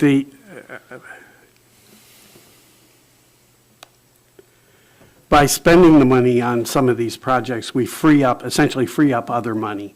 In the case of the landfill and the leachate treatment, that money would be the loan, the low-interest loan, correct? That's correct. But with the others, it's going to be essentially coming out of general fund. General fund or facilities fund. Yeah. Okay. Makes sense. Jeff? Yeah, Dave, Dora, thank you for putting this together. I appreciated it, and for the explanation this evening. I don't think Peterson is something that I would consider high on my list, as they're looking at a long shot of relocating that or trying to relocate potentially that school. And those conversations probably aren't getting much traction, but they're having some conversations about that. And so I have a hard time throwing a lot of money at that, if indeed that's something that's going to be coming down the road here. Whether it is or it isn't, I don't know. I'd be more inclined, understanding that the low-interest loan could apply to the landfill, I'd be more inclined to look at myself, the hospital, after hearing Carl this evening, and putting the hospital needs at my number one, because that too has an impact to all the residents of the island potentially. And so I think that would be my number one. But I also agree with the idea of saying, let's put that money into X number of projects and complete X number of projects, and not necessarily spreading it across the board. So, but I think we need to put this money into something that is actually saving, the community and as a whole. We've been sitting on it for quite some time, and I appreciate the work that went into the application, and I appreciate the list here. Dave? I respect what you say about Peterson. I had a conversation today with two of our architects, and we do indeed, in my manager's report, we have a meeting with the XO and one of the civilian engineers out at the base here next Friday to go look at potential sites. However, at $1,000 a square foot for maybe a 60,000 square foot building, I'm not sure that I really want to go before the taxpayers right now and ask for $60 or $7 million. And I'm also not sure that we're going to get the state to fund that. So maybe that $2 to $3 million for that roof is a little bit more of a bargain when you look at it that way. Scott? Well, my understanding was the roof leaks, and they have buckets getting so in part, it's safety of the kids. and teachers, but. It is. I mean, I will say the school district is in the best they possibly can to manage this. My concern is ultimately, we don't want to create a sick building because then we have an emergency.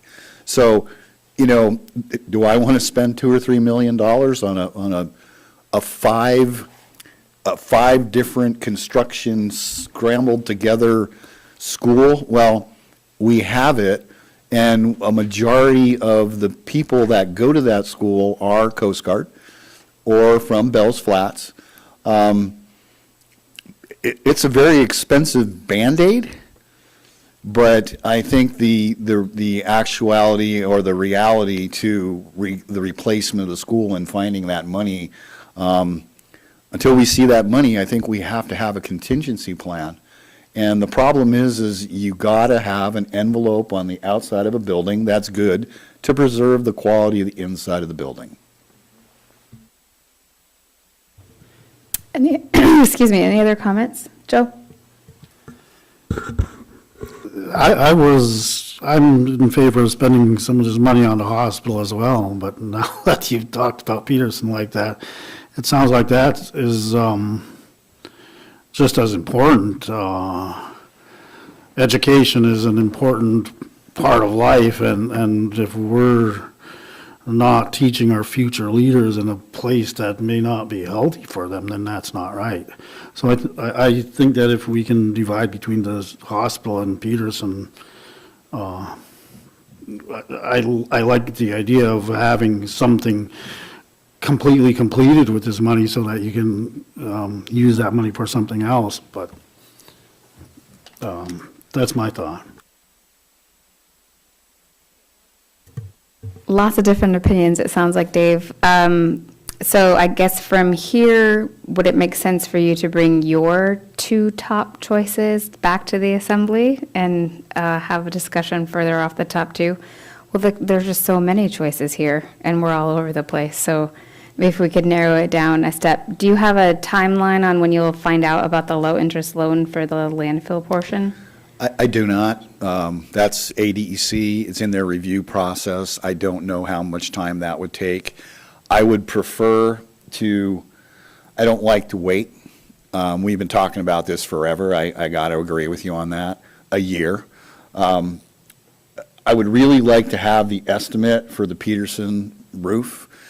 And please understand, I should have stated this earlier, that when I say air quality, what qualifies us here is the fact that the HVAC system runs on the top of the roof. So in order to repair the roof, we got to take the HVAC off, but the leaking roof also deals with quality inside the building. So it's kind of a double whammy, and we could defend this. And that's the biggest thing we also have to watch is we have the ability to defend. I think that Carl made a statement that came out of the discussions that we've had before, and it was one of the original things that I had requested and found out you cannot use this money for design. But perhaps if this can offset something, maybe we can look at an alternate funding source to have that conversation about the hospital and also KCHC. Jeff and then Scott. Dave, do we have an estimate on the HVAC chiller or fire dampeners at the hospital? Do we know what those might cost? No, we don't. They're in preliminary stage right now, but these are the things that I think you need to look at spending $100,000 on some of this stuff and get shovel-ready projects. Everything that's coming out has to be shovel-ready, and if we got them on the shelf from $100,000 to $20 million to $30 million, you pick whatever size fits the pot of money, the NOFO that comes out. Scott? Would Hickey, our lobbyist, be able to nudge and find out about the loan? Do you think? I certainly can ask him, and he will be here, by the way, that same meeting, the last meeting of the month here. Mark will be in town, so I can sure hit him. I spent quite a bit of time on the phone with him today, actually, about some other topics we'll talk about. when I've talked to him, he has inroads everywhere, so.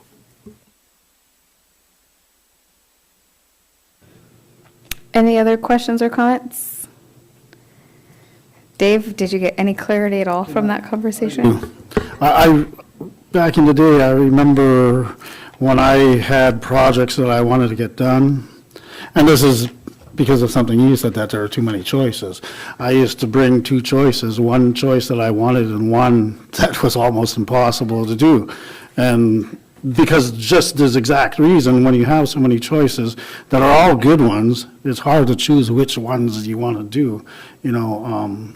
So I think that you guys with your expertise coming up to us and giving us your ideas on what you think would work best for us and give the most bang for the buck, then that's what I'm for. Dave? So I think what I'm walking away with here is I need to kick the architect and the estimator and get that moving along, and as soon as that's packaged, bring it before you. Thanks, Dave. That sounds like a good plan. And one thing that we've learned from meeting with our local legislatures at the state level and the federal level over the last few weeks is that that need for shovel-ready projects is real. And so if we can divert some of that towards the shovel-ready products, I think that that's a good step in the right direction.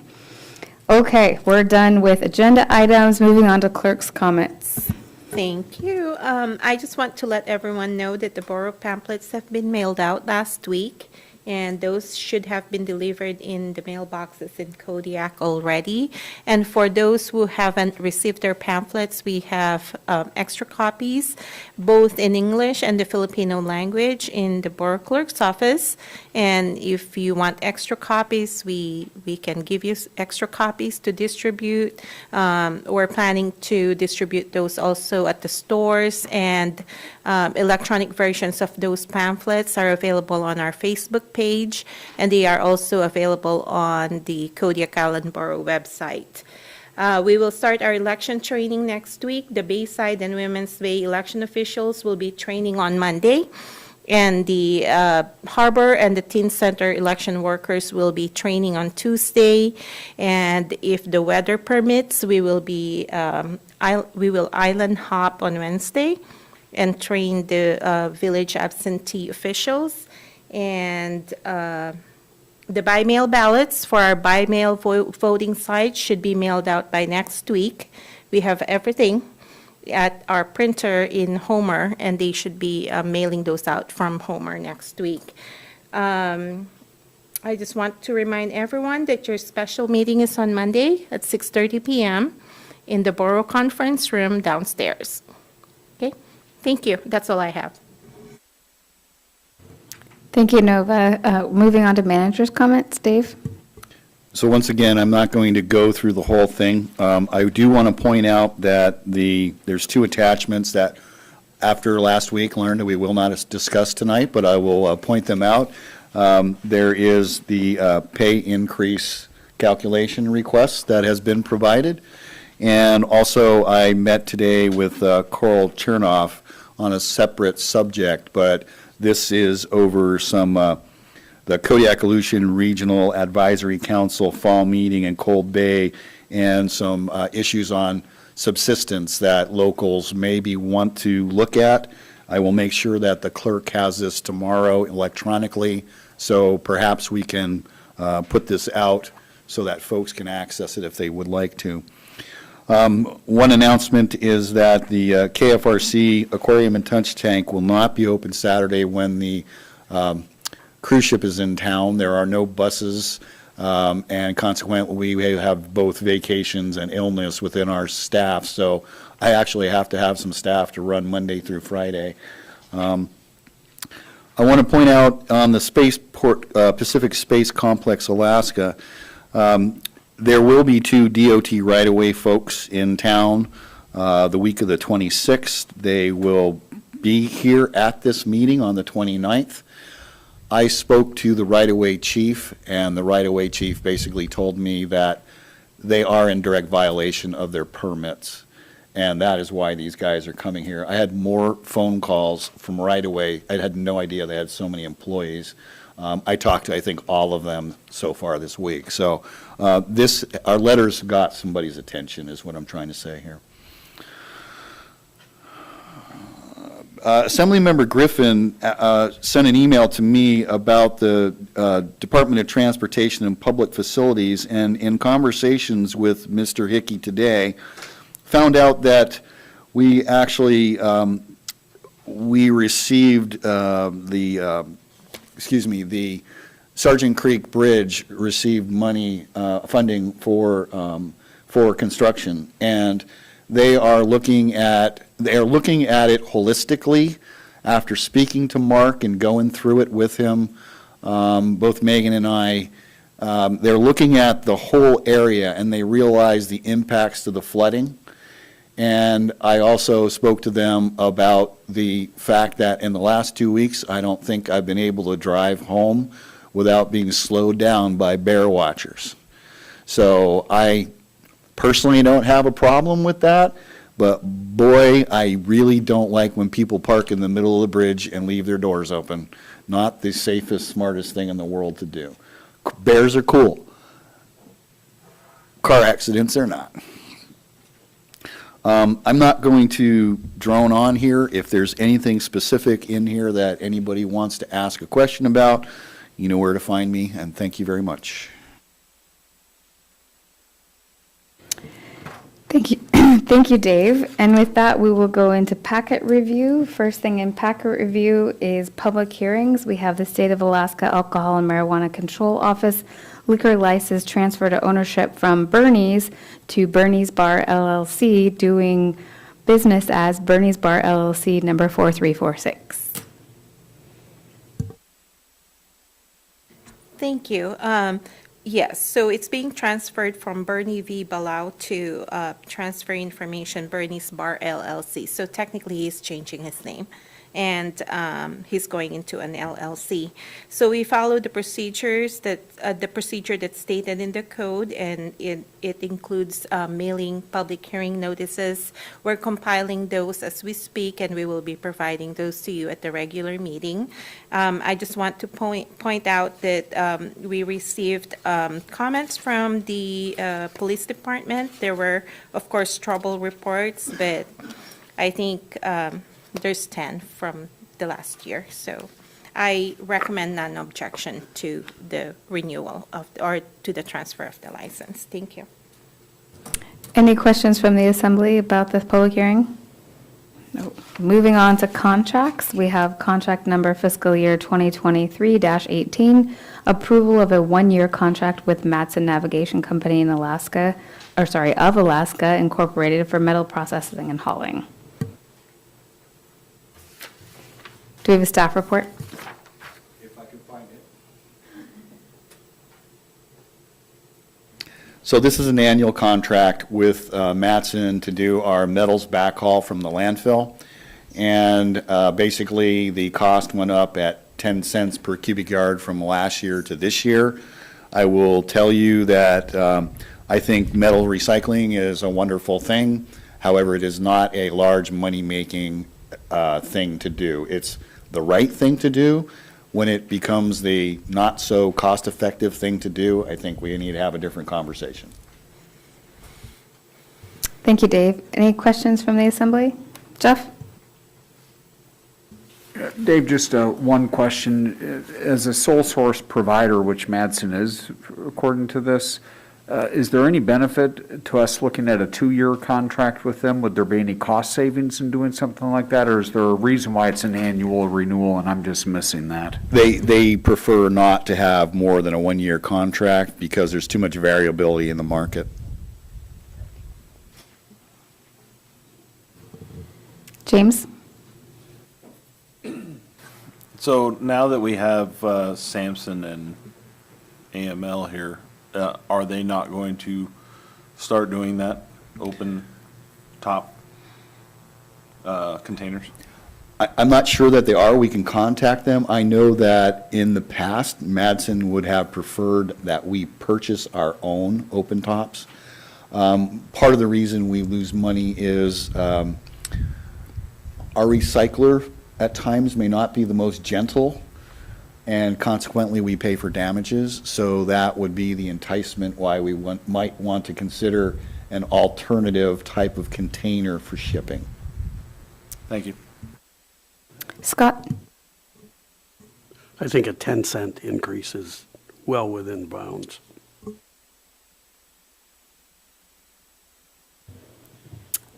Any other questions?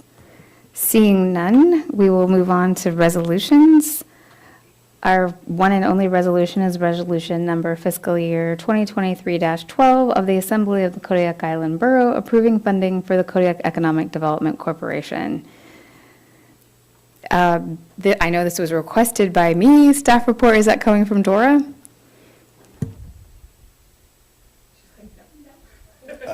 I can do it if you want me to. The Assembly requested it, so there it is. That's my report. Thank you, Dora, for that wonderful discussion. So we have some attachments included that were provided by Mr. Wooden from the KDC, and I know that we heard a little bit from Carl Hertz tonight about what they are working on. They are applying for an ED grant to develop a local economic development plan, and they actually attached one from Haynes that they are looking to model after. This current resolution has $20,000 in there, and I believe that that might be a different number than what we initially discussed, so we'll probably have to have some discussion about that. James? Yeah, that's what my question was going to be, and I'm glad you brought that up. I thought that we were at 10,000 on originally. Well, not originally, but the last discussion we had was I believe in 10,000. our nonprofit funding discussion, in order to be able to fund some more nonprofits at a different level, we agreed to take $10,000 out of that fund for KDC that we had set aside for economic development originally, and that would be what we were going for. Dave? So we'll make that correction. And also, I did speak to Mr. Wooden today, and I believe they received notice that they received a grant, I believe, from the Denali Commission. I could be wrong on that, but it was somewhere to the tune of $70,000 to $80,000. So they're looking at utilizing those funds to hire the consultant to look at the land trust idea that will be put before you here in the next few weeks. That's great news. So I think that as far as the resolution goes, we would actually like to change line 20 to read, 20 and 33 to read $10,000 instead of $20,000. Is there any other corrections that anyone sees that needs made? No. Dora? So I just want to be clear. Originally, I thought this was coming out of the economic development account, but you mentioned something about nonprofit account, which No. is something different. It is So- supposed to come out of the general fund economic development department that we just got there because we didn't want to fund them out of nonprofits at that moment in time. Right, because So, there's 20,000 in there in the Yes. economic development, and you want 10,000 on this Yes, resolution. please. I Okay. believe the discussion that the Assembly agreed on was to leave $10,000 in there in the event that that fisheries group would need it or could need it later in the year. And then if we do not use it, we could talk about more later in the year. Perfect, thank you. Thank you, Dora. All right, moving on to ordinances for introduction. We have 3 of them next Thursday. The first one is ordinance number fiscal year 2023-06, the rezoning of the Allman Edition Tract A, commonly known as 1240 Mill Bay Road, from B Business District to PL Public Use Lands District Ordinance. Oh, I needed to stop reading. Stop. After Public Lands District. Sorry. Yes, and we have our community development director that can tell us all about it. Thank you, Mike.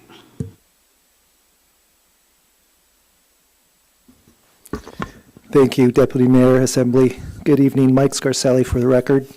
So we have a request to rezone from the City of Kodiak to change a current parcel at 1240 Mill Bay Road from business to public use lands for the purpose of developing a fire station.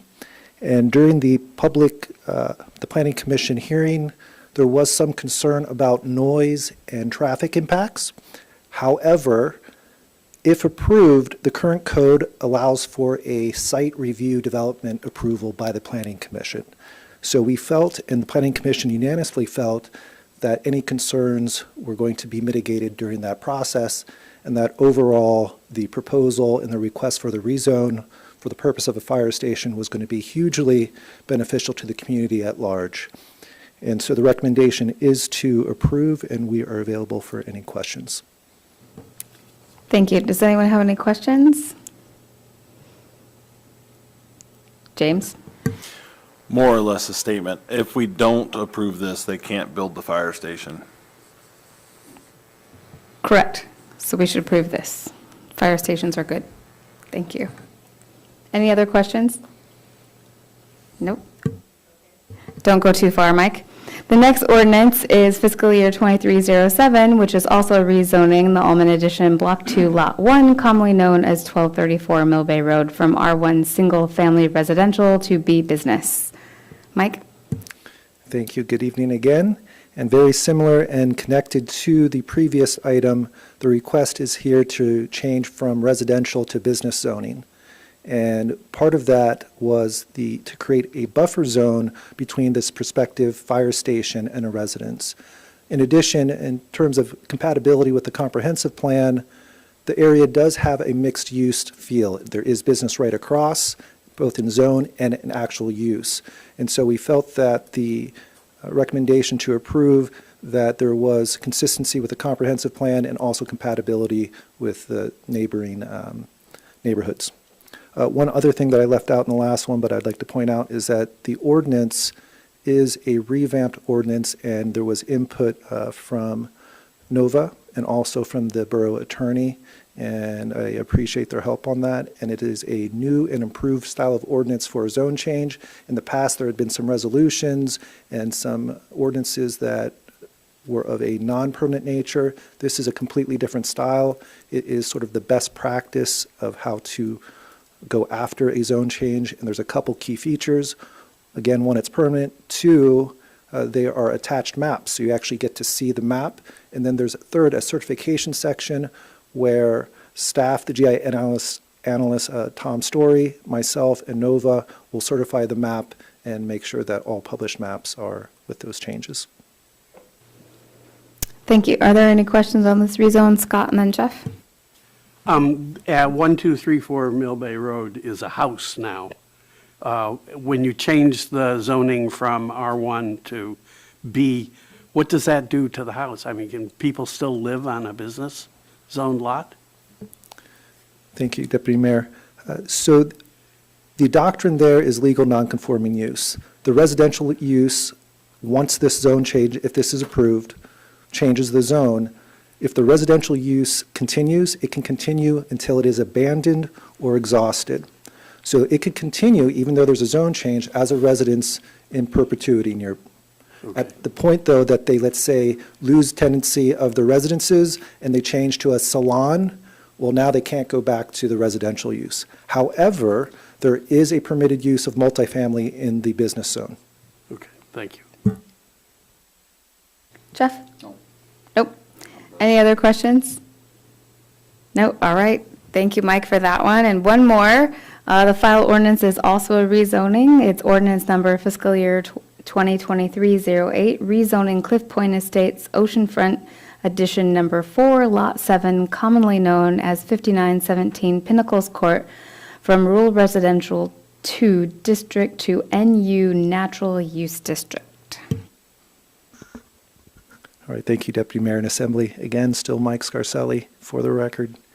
This zone change, the purpose for which is that this is a community development. The lot had been zoned to RR2, Rural Residential 2, and this specific lot has a wetland. It's actually a pond, a PUBH, and it's a type of paleostrine, unconsolidated bottom, always submerged. And they can't build a residence there because of that. So the community has this long-term vision of having access to the ocean, having access to recreation, and so they are seeking the natural use district change to comport with sort of their community feel. And I think one important thing is that, in a way, this is going from a higher use of residential to a natural use, which has a lot of restrictions. The only type of uses that are allowed there are activities, recreational activities, no structures for the most part, unless through a conditional use permit process or a very minor recreational structure. So this is going to really preserve the land. There's not going to be any concerns about impacts, and it's going to comport with the community development there as a whole. Thank you, Mike. Any questions from the Assembly? Seeing none, Mike, thank you. 3 in a row, that's a lot. Thank you. Moving on to other items, we have the approval of the October 4th, 2022 regular municipal election officials. Nova? Thank you, Deputy Presiding Officer and Assembly members. Attached to the packet is a list of election officials for you to review and approve for the October 22 election. Thank you.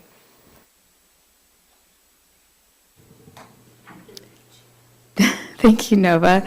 Does the Assembly have any questions on the list that was included in your packet? Seeing none, we will move on to the next item. It is approval of change order number 1 for contract fiscal year 2022-09 with Hill Engineering / Jacobs for additional services during construction for the leachate pretreatment facility project. Dave? Thank you. This change order is, it's kind of an odd change order in that we had some building design changes, so consequently we had credits. So although this is a positive request to $25,000, it's offset by credits. We are building in some extra funds right now. We have issue with we have a non-sloping form on our WAS tank, so our waste activated sludge, where we collect our waste activated sludge prior to going into our belt filter press. Because of not having a slope floor, it's a lot of manual work to hose this down to get it out. We also have a problem cleaning existing screens on our influence screen. Although we've tried, Carl isn't good with the jetpack, and this thing is about 23 feet in the air, so it's a platform that will be built. So we're building contingency in here for the design and some of the construction of some additional items that are not completely identified, rather coming back to you multiple times for change orders for the same project. Thank you, Dave. Are there any questions from the Assembly about the change order? Right now, somewhere Scott Arndt is itching his nose. Doesn't know why. All right, thank you. The final thing in other items is the confirmation of mayoral appointment to the Solid Waste Advisory Board of Mr. Lawrence Van Dale. Nova, anything to update on that?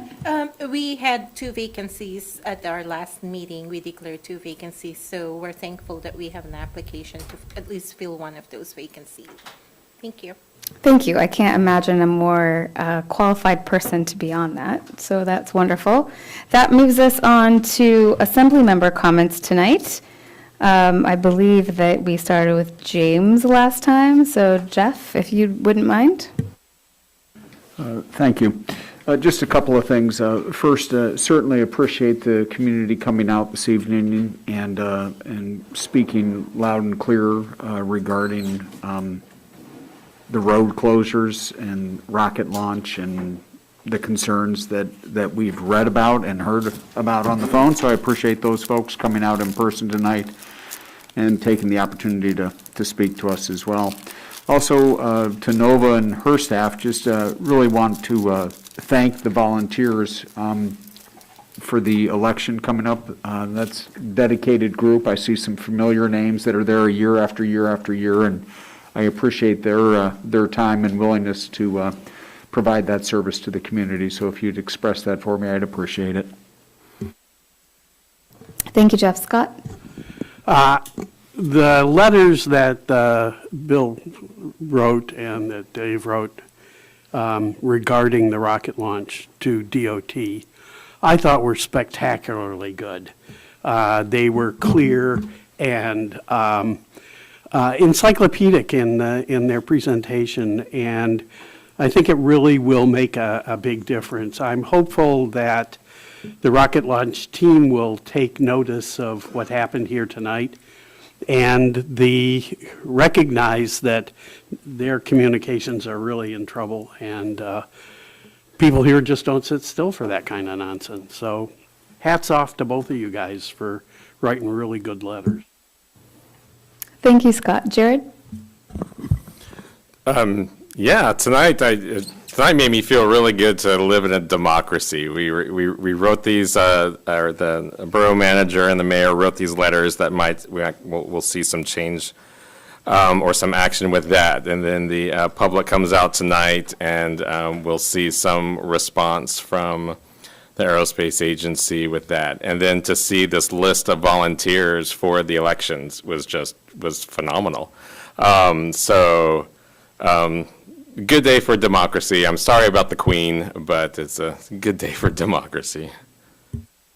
Thank you, Jared. Joe? I echo both of their sentiments for the appreciation of all the people that came out to speak to the aerospace guys. That was a good thing. It is almost election time. I have to say that over the year, I was expecting more people to apply for these open seats. So in that regard, I'm a little disappointed that they didn't. I've heard numerous people say they would. I appreciate the people that have applied. We need good people to come to do this work. It's hard work, it's fun work. So I appreciate the people that have applied, and don't forget to vote. Thank you, Joe. James? No other comments tonight, thank you. Thank you, James. So assembly member comments, I was also going to thank the community for coming out, and Scott stole my thunder on the letters, and so thank you for mentioning the letters. It felt good to empower the manager and the mayor to act quickly to work on our behalf, and I think we're already seeing some good come from their efforts, so thank you very much to both of you for getting that done. I have a weird comment, and so here goes. In accordance with KIBC 2.30.071, it is the request for ordinances or legal opinions. Assemblymember Turner and I request a written legal opinion to be obtained through the clerk's office concerning a confidential matter in relationship to the hiring of the borough manager. So our code makes it so that if we want it through the clerk's office, we need to request it in a meeting, so done. And I'm sure you will all know more about that later when I can tell more than 4 people, or more than 3 people. Just want to reiterate one more time, the email address for Alaska Aerospace is info@akaerospace.com, and their hotline number is 833-PSCA321. On Monday, the Assembly will be holding a special meeting. It's September 12th at 6:30 p.m. We're located downstairs in the conference room to review Borough Manager candidate applications. And next Thursday, September 15th, we'll have a regular meeting right here in the Borough Chambers at 6:30 p.m. And with that, good night.